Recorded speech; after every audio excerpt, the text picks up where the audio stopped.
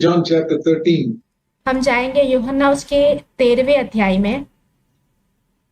In John chapter 13, Jesus took a bucket of water यूहन्ना 13वें अध्याय में यीशु ने एक बर्तन में पानी लिया and began to wash the disciples' feet, we read. हम वहां पे पढ़ते हैं कि वो चेलों के पांव धोने लगे, In verse 3 and 4. 3 और 4 वचन में। Now, in those days, in rich people's homes, आप कुछ पता है, उन दिनों में अमीर लोगों के घर में they had slaves. उनके गुलाम हुआ करते थे। And whenever guests were invited for dinner, जब भी मेहमानों को भोजन के लिए बुलाया जाता था, slave would stand at the door with a bucket of water to wash people's feet because they wore slippers, chappals those days. गुलाम जो है एक बर्तन में पानी लेकर द्वार पर खड़ा रहता था, क्योंकि लोगों के पाँव को धो सके, क्योंकि उन दिनों में लोग जो है वो चप्पल पहनते थे, Not shoes. वहां पे जूते नहीं हुआ करते थे। And the roads were all dusty. और पूरा जो सड़क जो है वो मिट्टी से भरा हुआ रहता था। Their feet were very full of dust when they came in. और उनके जो पाँव होते थे वो पूरा मिट्टी से लटपट रहता था जब वो अंदर आते थे। The slave would wash their feet. और ये जो गुलाम जो खड़ा होता था वहां पे, वो उनके पाँव को धोता था, so that then they could go for dinner with clean feet. ताकि वो भोजन करने के लिए साफ पाँव लेकर अंदर जाए। So this day, because it was the Last Supper, the Lord had told the owner of the house, और प्रभु ने वो जो कमरा है उसके मालिक को कहा था, क्योंकि ये एक आखिरी भोजन था, इसलिए I don't want any slave there because I don't want anybody to interfere. Only 12 disciples are invited. उन्होंने कहा कि मुझे और कोई यहाँ पे गुलाम नहीं चाहिए, क्योंकि मैं अपने 12 चेलों के साथ यहाँ पे रहना चाहता हूँ। मैं नहीं चाहता कि कोई भी हमारे बीच आए। But the man kept the bucket of water there, but he didn't keep a slave because Jesus said no slaves. और वो मनुष्य ने जो है बर्तन में पानी तो रखा और उसने कोई गुलाम नहीं रखा, क्योंकि प्रभु यीशु ने कहा था कि किसी गुलाम को रखना ही नहीं है। And so they all came in.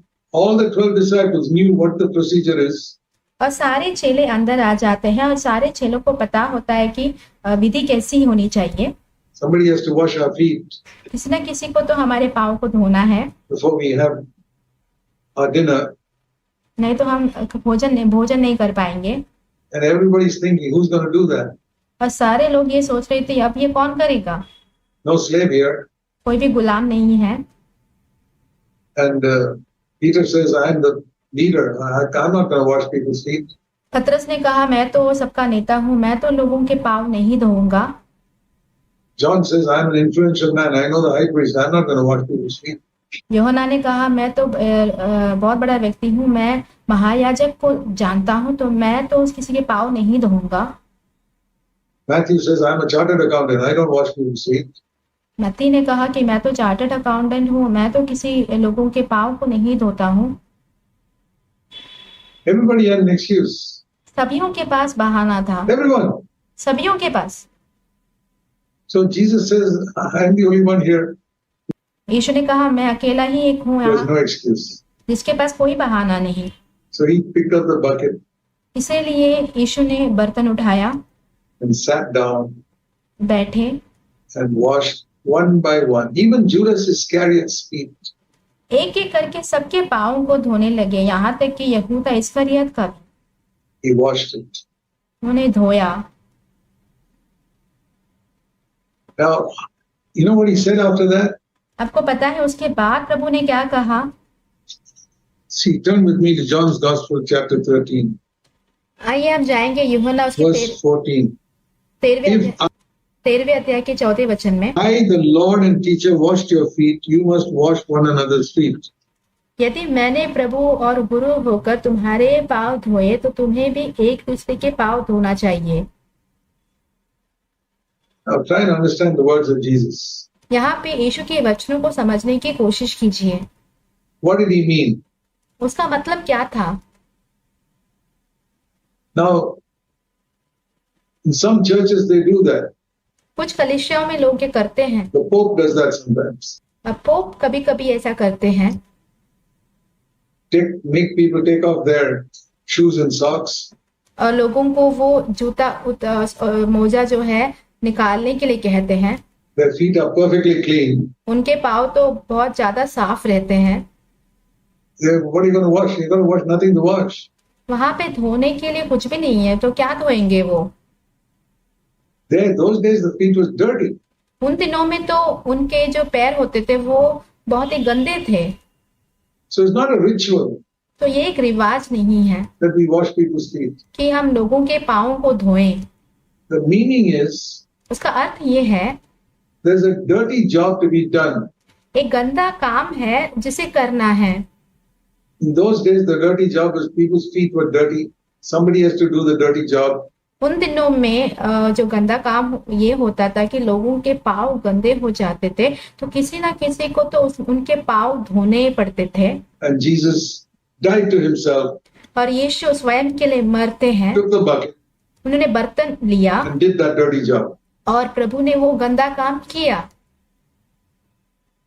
And he said, और उसने कहा, verse John 13:14, यूहन्ना 13 उसका 14 वचन, if I washed your feet, you should wash one another's feet. Or to paraphrase it, मैंने सबके पाँव धोए हैं, तुम्हें भी एक दूसरे के पाँव धोना चाहिए। उसको मैं संक्षेप में कहता हूँ, my dear disciples, मेरे प्रिय चेलों, Jesus saying, यीशु कह रहे हैं, if I was willing to do the dirtiest job of all जब मैं सबसे गंदा काम करने के लिए तैयार हुआ हूँ, for you, you must be willing to do dirty jobs for one another.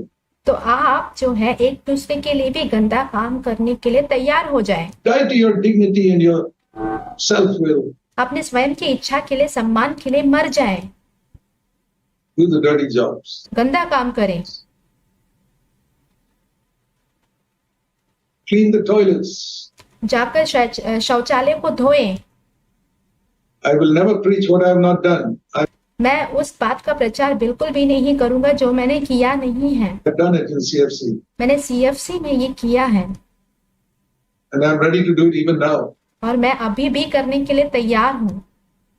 I'm glad to do something that will make life easier for other people. मैं ऐसे काम करने के लिए बहुत ही खुश होता हूँ जो कि दूसरों के जीवन को आसानदायक बना सकती है। Look for some job you can do.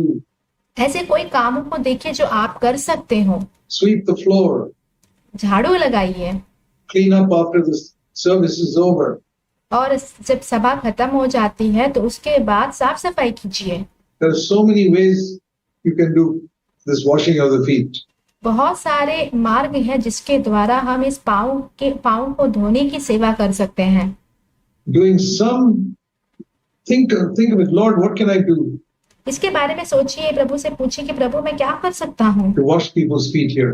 यहाँ पे लोगों के पाँव धोने के लिए। I don't want to come here to church, just listen to a message मैं कलीसिया में आकर सिर्फ एक संदेश सुनना नहीं चाहता, and go away. मैं यहाँ से चले जाऊं।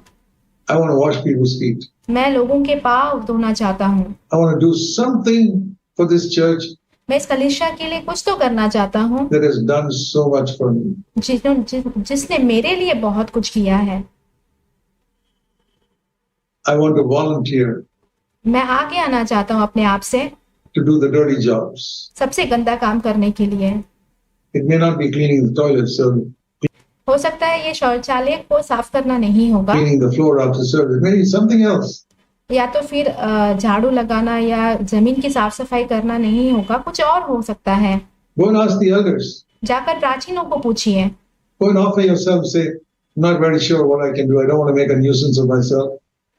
और आप अपने आप से जाकर कहिए कि मुझे नहीं पता कि मैं क्या कर सकता हूँ, मैं किसी को परेशान नहीं करना चाहता, But I'm ready to do whatever you tell me to do. पर आप जो कुछ भी मुझसे करने के लिए कहेंगे वो करने के लिए मैं तैयार हूँ। Or, names are being collected nowadays for different jobs. Go and volunteer. या आजकल जो है नामों को लिया जाता है अलग अलग कामों के लिए, तो जाकर अपने आप से जाकर नाम दीजिए। Go and tell them, I'm willing to do the dirtiest job. Tell me what to do. उनसे जाकर कहिए कि सबसे गंदा काम मैं करना चाहता हूँ, मुझे कहिए कि मुझे क्या करना होगा। If I don't know how to do it, please teach me and I'll do it. अगर मुझे पता नहीं है कि वो कैसे किया जाता है तो आप मुझे सिखाइए, तो मैं सीख कर करूंगा। And I won't do it just once in a while. और मैं सिर्फ कभी कभार नहीं करूंगा, I'll do it every single Sunday. मैं इसे हर एक रविवार को करूंगा। My dear brothers, मेरे प्रिय भाइयों, die to your false idea of your own dignity. आप अपने स्वयं के सम्मान के लिए जो आपका झूठा जो योजना है उसके लिए मर जाइए, And all this rubbish. सारी इन बेतुकी की बातों के लिए। Jesus made himself a servant यीशु ने अपने आप को एक सेवक बनाया of everyone. सारे लोगों के लिए। Die to that self-will. वो स्वयं की इच्छा के लिए मर जाइए। Bear the dying of Jesus in you. यीशु की मृत्यु को अपने अंदर लिए चले। Your life will become supremely happy. आपका जो जीवन है वो बहुत आयत से खुशी से भरा होगा। I tell you from my own experience. मैं अपने स्वयं की अनुभव से आपसे कहता हूँ। May God bless you. परमेश्वर आपको आशीष करे। Let's pray. हम प्रार्थना करेंगे। So while our heads are bowed in prayer, जब अपने सरों को हम झुकाए हैं प्रार्थना में, I want to ask you to please pray. मैं आपसे कहना चाहता हूँ कि आप प्रार्थना कीजिए। Lord, Prabhu, please show me what I can do प्रभु मुझे दिखाइए कि मैं क्या कर सकता हूँ to build the body of Christ here. मसीह के देह का निर्माण यहाँ पे करने के लिए। I don't want to be just a passive member sitting here.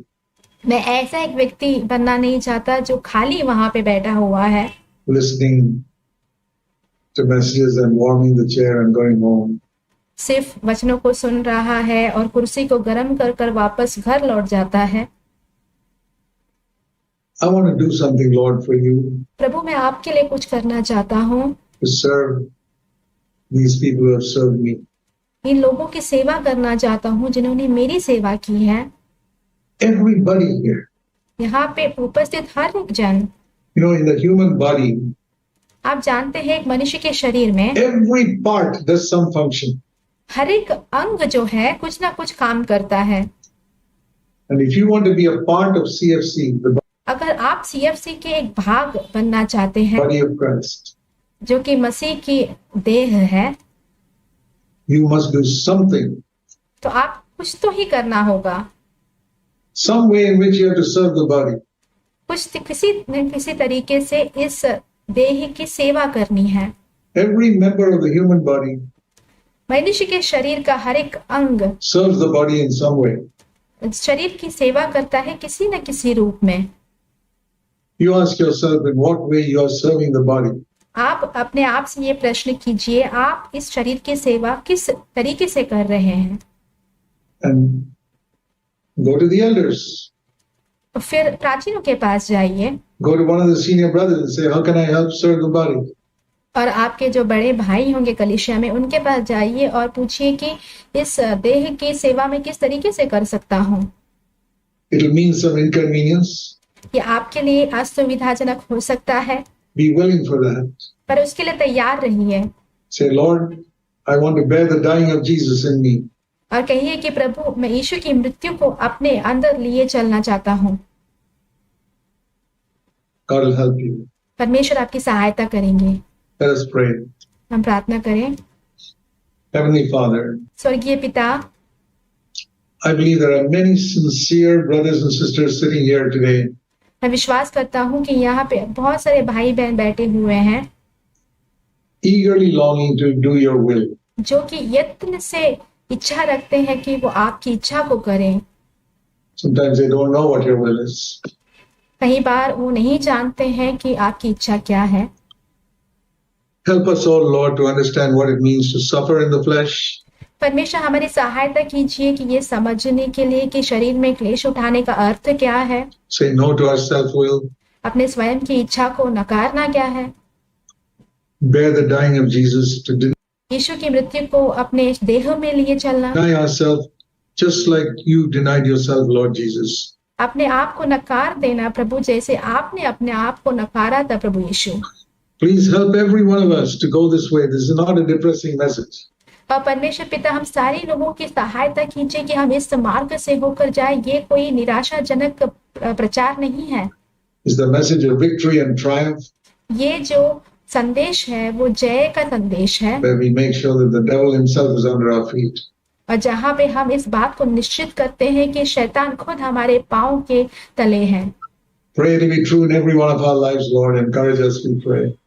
और प्रार्थना करते हैं कि प्रभु ये सारे चीज हमारे हर एक के जीवन में जो है सच्चा हो। परमेश्वर पिता हमें प्रोत्साहित कीजिए, हम प्रार्थना करते हैं। Strengthen us and build your church strong. और हमें सामर्थ दीजिए और अपनी कलीसिया को बलवंत बनाइए। In CFC we pray. बस CFC में हम प्रार्थना करते हैं In Jesus' name. यीशु के नाम से, Amen. आमीन।